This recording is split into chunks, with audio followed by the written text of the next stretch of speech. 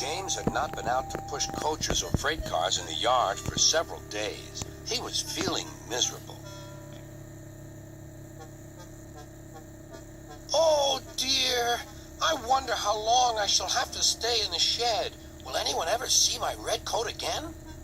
Why did I go so fast that I made a hole in one of my coaches that had to be mended with, of all things, a passenger's bootlace? At last, Sir Topham had arrived. I know you're sorry, James, and I know, too, that you want to be a useful engine. People are laughing at my railway, and I do not like that at all. I will try hard to do my best, said James. That's a good engine. There's nothing like determination. I want you to pull some freight cars for me.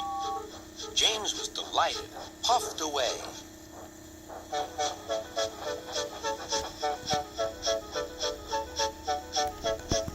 Here's your freight train, James, said Thomas.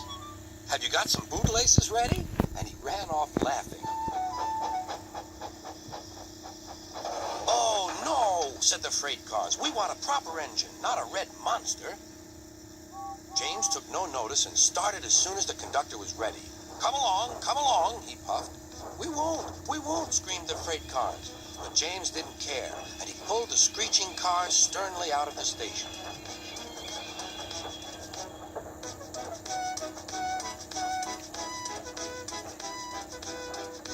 The cars tried hard to make him give up, but he still kept on. Sometimes their brakes would slip on, and sometimes their axle would run hot. And each time the trouble had to be put right. And each time James would start again, determined not to let them beat him. Give up, you can't pull us, you can't, called the cars. I can and I will, puffed James. And slowly but surely he pulled them along the line. At last they saw Gordon's Hill. Look out for trouble, James, warned his driver. We'll go fast and get them up before they know it. Don't let them stop you. So James went faster. Soon they were halfway up. I'm doing it, he panted. Will the top never come?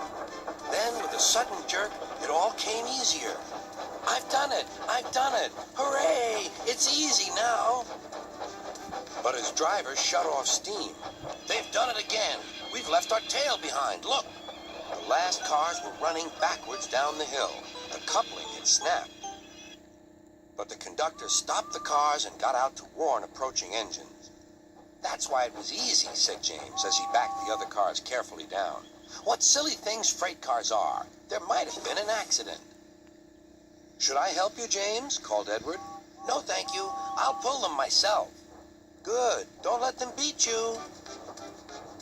You're doing well, whistled Edward, as James slowly struggled up the hill. I can do it, he puffed. He pulled and puffed as hard as he could. I've done it, he panted.